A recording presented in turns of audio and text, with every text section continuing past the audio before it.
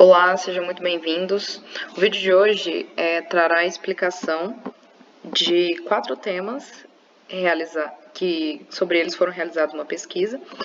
O primeiro tema a ser debatido é pipeline, depois falaremos sobre RAID, recuperação de dados no HD, relógio e temporizadores.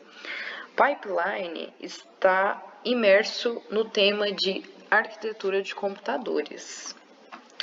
Atualmente, a grande maioria dos sistemas de computação é fabricada em torno de processadores que buscam maior velocidade na realização de suas atividades. Um dos processos mais usados é o que conhecemos na indústria como linha de montagem, no qual a unidade central de processamento, que é a CPU, se divide em várias partes funcionais distintas, e cada uma dessas partes corresponde a uma determinada atividade. A ideia básica no pipeline de instruções é a de novas entradas serem aceitas antes que as entradas aceitas previamente tenham terminado. Este conceito assume que uma instrução tem vários estágios. Resumidamente, pipeline significa que várias instruções são realizadas de forma simultânea, embora em estágios diferentes. Quando se fala nesse tema, é muito comum ser apresentado o tema da lavanderia. Por exemplo, você quer colocar uma carga de roupa na lavadora. Essa instrução tem o rótulo L e ela dura 30 minutos. Quando terminar de lavar, colocar na secadora. Rótulo S para essa instrução e ela dura 40 minutos. Quando terminar de secar, dobrá-las. Rótulo D, 20 minutos para ser concluída. Somando todas essas instruções, elas levam 20 minutos para serem concluídas. Essas tarefas levam 20 minutos para serem 90 minutos para serem concluídas, perdão. E após ser feito isso, você quer começar a lavar de novo, certo? Acompanhe um exemplo. Essa aqui é um exemplo de lavanderia onde não tem pipeline, ou seja, você tem 4 tarefas, que nesse caso aqui está sendo representada como pessoas. A pessoa A, ela vai começar a lavar, depois ela vai secar, e depois, neste instante, ela vai começar a dobrar as roupas. Quando todos esses ciclos forem finalizados, a pessoa B, ela ganha o direito de começar a sua tarefa, de dar início à sua tarefa, lavar, secar e dobrar, e assim por diante.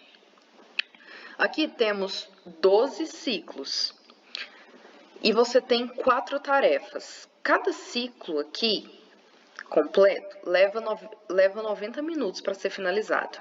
Então, você tem 4 ciclos de 90 minutos, você vai gastar 6 horas para essas 4 pessoas lavarem as roupas, ou seja, para 4 tarefas gastam 6 horas.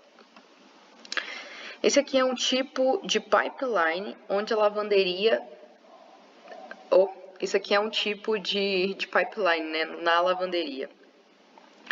A pessoa A começa a lavagem de suas roupas e quando ela vai secar, a tarefa B já passa a ser executada. Ou seja, enquanto a pessoa A está secando as suas roupas, a pessoa B vai começar a lavá-las. E assim por diante. Quando a tarefa A vai ser dobrar as roupas, a tarefa B vai ser secar as roupas e a tarefa C vai começar a lavar as roupas. Acompanhe aqui os tempos. Os estágios são diferentes, né? Ou seja, aqui neste instante, gasta-se 30 minutos. Aqui, a tarefa mais longa é a que limita o processo, então, secar leva 40 minutos para ser finalizado, aqui da mesma forma. Embora a tarefa A esteja sendo dobrar, a tarefa B é secar as roupas, né? A segunda tarefa é secar as roupas. Então, 40 minutos aqui. Embora a tarefa do B esteja sendo dobrar as roupas, a tarefa C é secar as roupas, que leva 40 minutos, e aqui da mesma forma. E só aqui nesse último ciclo é que nós temos somente um estágio, né, que é dobrar as roupas, que leva 20 minutos. Então, fazendo essa soma aqui dos instantes, gastaria-se 3 horas e meia para realizar essas 4 tarefas.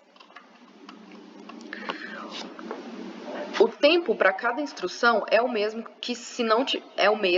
sem pipeline, só que o tempo total de várias instruções é menor, potencialmente 3 vezes mais rápido que o processo que não tem pipeline. Com pipeline, você executa 4 tarefas em 6 ciclos. Sem pipeline, você executa 4 tarefas em 12 ciclos.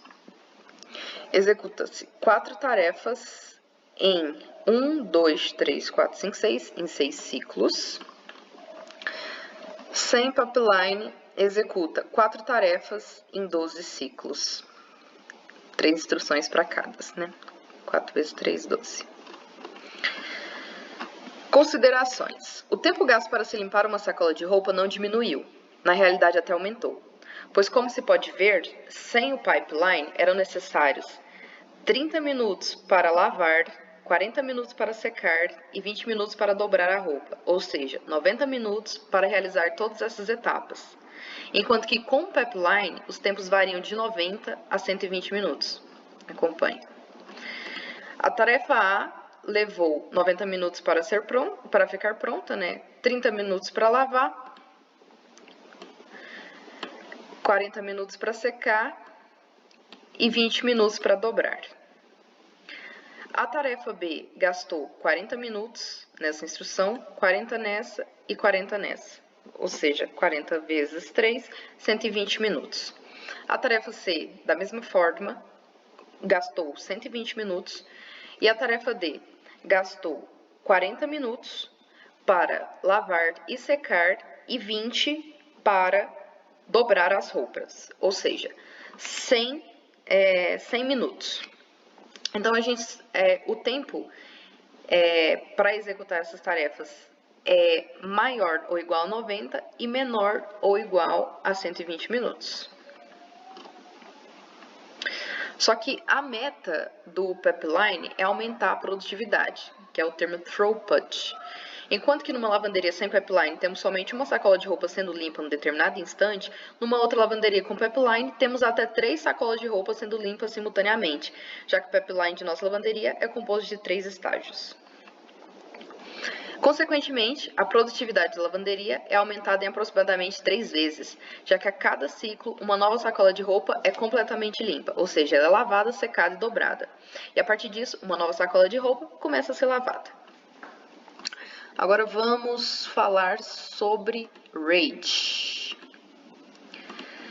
RAID é o conjunto redundante de discos independentes. O que é redundância? Redundância é ter componentes de reserva para substituir o componente principal, mantendo disponibilidade de serviços. O RAID é uma solução barata para garantir a disponibilidade da informação armazenada em discos, utilizando para isso uma configuração especial de discos rígidos, que podem oferecer redundância em caso de falhas e ganho de performance em escrita ou leitura, dependendo da configuração do conjunto RAID. RAID não significa necessariamente redundância e a gente vai entender por quê. Cada RAID tem um nível.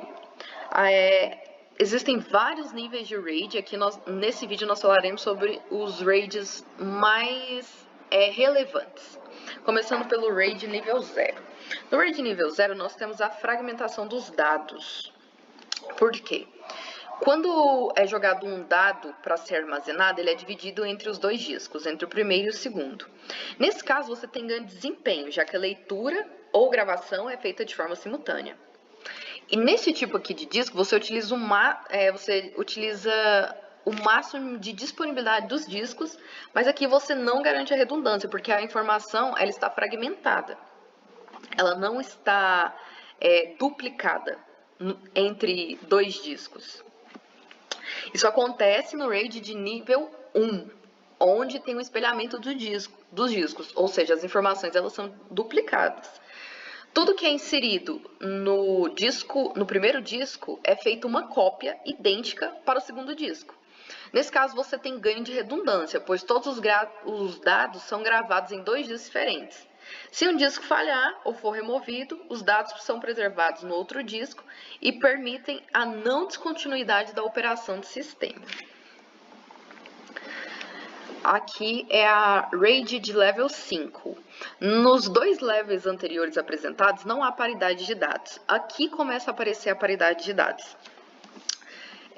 E essa paridade ela fica espalhada por todos os discos. Para existir a RAID de level 5, você tem que ter no mínimo 3 discos. Por exemplo, vamos observar esses 3 discos aqui. Você tem blocos de informações em cada um dos discos, e são discos diferentes, ok? E cada disco ele tem um bloco onde vai ser armazenada a paridade. E essa paridade sempre vai ser uma cópia de algum dos outros 2 discos.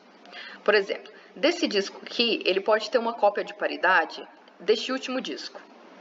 Se esse último disco ele falhar, ele se quebrar, ele pode ser recuperado, porque todas as suas informações estarão salvas nesse bloco paridade aqui deste primeiro disco. E aqui temos a RAID 10, ou a RAID que é a junção da RAID de level 1 com a RAID de level 0. Por quê? Você tem que ter no mínimo 4 discos para essa RAID acontecer. Entre os 4 discos, entre os pares, né, desses 4 discos, existe uma RAID de level 1, ou seja, as informações que estão num disco são duplicadas no disco seguinte. E entre esses pares, entre esses pares, existe uma RAID 0, ou seja, as informações do HD são divididas entre esses 2 discos. Por quê? Tudo que você tem aqui neste HD, você vai ter metade neste aqui. Tudo que você tem aqui, você vai ter metade neste aqui. Existe uma segurança contra a perda de dados. Pode falhar 1 ou 2 HDs ao mesmo tempo, dependendo de qual estragar, né? E precisa de pelo menos 4 discos para essa RAID acontecer. Agora vamos falar do clock da CPU. O clock é um dispositivo gerador de pulsos elétricos, cuja duração é chamada de ciclo. A unidade de medida usada para a frequência dos relógios CPU é o Hertz, que significa 1 ciclo por segundo. Quando um computador esses hertz, eles são uma unidade que está presente de forma muito abundante nos computadores. Então, elas são dadas em bilhões, ou seja, 3 GHz, 5 GHz. Significa que um computador ele consegue executar 3 bilhões de ciclos por segundo. Agora entraremos no tema recuperação de dados em HD. Os defeitos em HD são divididos em 2 categorias. Os lógicos, que são causados por softwares, e os problemas físicos, que são causados pelo mau funcionamento de componentes e partes de um HD. Pode-se dividir recuperação de dados em 2 partes.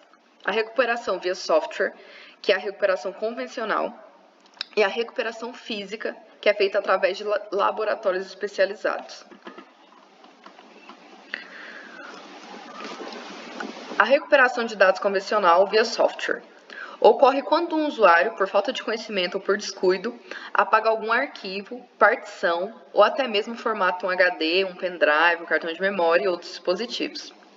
Além dos casos citados, existem vários outros, como queda de energias que corrompem as partições de sistemas, vias que danificam as partições e dispositivos de armazenamento, sistemas funcionando de forma incorreta e corrompendo arquivos de texto, fotos, planilhas, bancos de dados, entre outros. No mercado atual, existem 2 softwares que estão se destacando, que é o Stellar Phoenix Windows Data Recovery e o EasyUS Data Recovery Wizard. E também existe a recuperação de dados da parte física, que é por via laboratorial, né? Para que a recuperação de dados ocorra em um laboratório, é necessário que o dispositivo de armazenamento apresente defeito físico. Existem vários defeitos que isso pode acontecer, aqui eu falarei de algum deles. O Hard Drive with Clicking, que é o disco rígido com clique. Por muitos é conhecido como o clique da morte, que é quando se pode ouvir um barulho que vem do atrito da cabeça de leitura e gravação com o disco magnético do HD. O Drive Spin Motor Fault, que é a falha na rotação do motor, ocorre quando o motor do HD trava e não rotaciona mais os discos magnéticos. O PCBA Damage, que é o defeito na placa controladora.